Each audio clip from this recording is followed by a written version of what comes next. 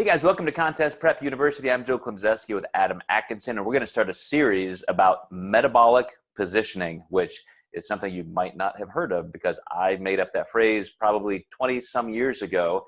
And it's just a way to describe and think about how your body uses different substrates as energy, particularly in dieting.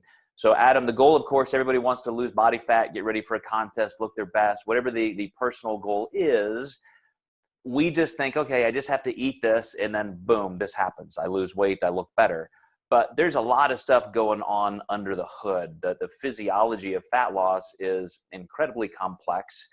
And we're going to lay out some principles that make it look simpler or very linear, which is not always the case, but we're going to simplify some things and we'll talk about why and what we're doing in that regard. But, this as a common way of describing it within our company and our coaches, I think it really lands for people when somebody's trying to understand how your body goes from, storing fat to maybe losing body fat or from maintaining to losing.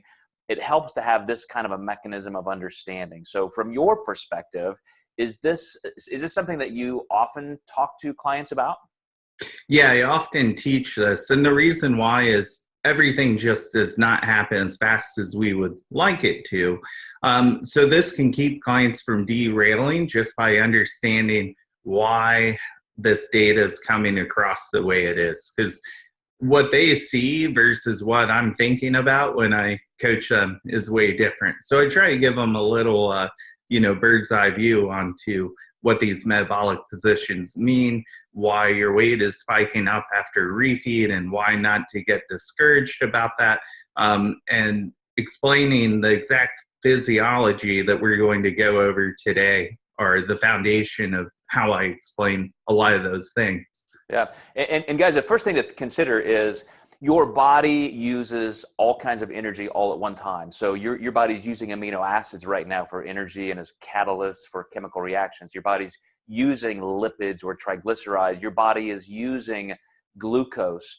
And so all of these things have different sources in our food intake, of course. That's why we track macros. That's another thing I brought to the industry 25 years ago, is just even the ability to sit down and say, well, why do I need this much protein or carbs or fat? And maybe there are different ways of structuring those timing issues throughout my day. So all of that matters because every second of the day, your body's using a combination of all of those energy sources coming from protein, carbs, and fat. Of course, we want to prioritize body fat, and that's the goal of understanding metabolic positioning, is to be able to get your body to a place where you're maximally using body fat and preserving lean body mass.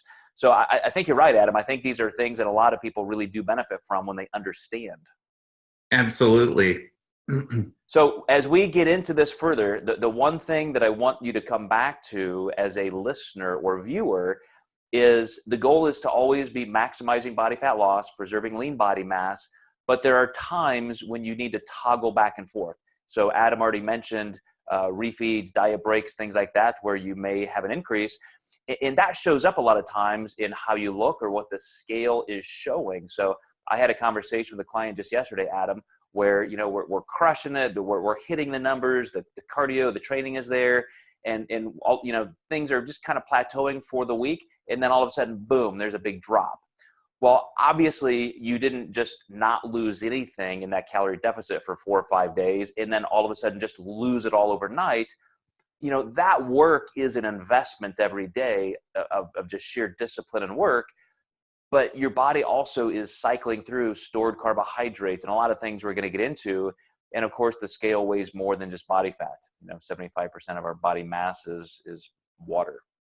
Absolutely. I'm glad you mentioned that, because I think a lot of clients, sometimes they'll see they lost after a refeed and they think that like ramped up their metabolism so much that they lost weight, which we know physiologically isn't possible.